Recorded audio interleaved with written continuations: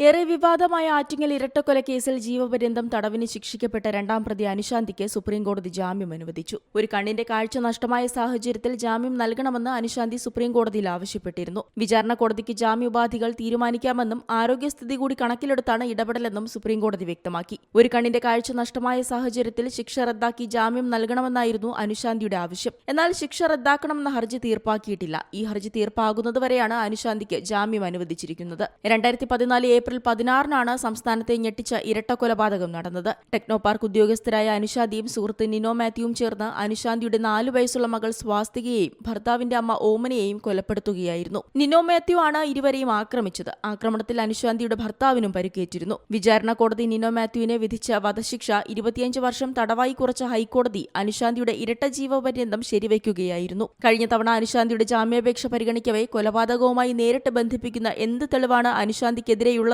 സുപ്രീംകോടതി ചോദിച്ചിരുന്നു. കുറ്റകൃത്യവുമായി ബന്ധപ്പെട്ട ഗൂഢാലോചനയിൽ അനുശാന്തിക്ക് കൃത്യമായ പങ്കുണ്ടെന്നും കണ്ണിന് കാഴ്ച നഷ്ടമായത് പോലീസ് അതിക്രമത്തിലെന്ന ആരോപണം വ്യാജമാണെന്നും സംസ്ഥാന സർക്കാർ സുപ്രീംകോടതിയിൽ സത്യവാങ്മൂലം നൽകിയിരുന്നു. National desk Zee Malayalam news. ഏറ്റവും പുതിയ വാർത്തകളും വിശേഷങ്ങളും വിരൽ തുമ്പിലറിയാൻ സീ മലയാളം ന്യൂസ് എല്ലാ ഡിജിറ്റൽ പ്ലാറ്റ്ഫോമുകളിലും ലഭ്യം.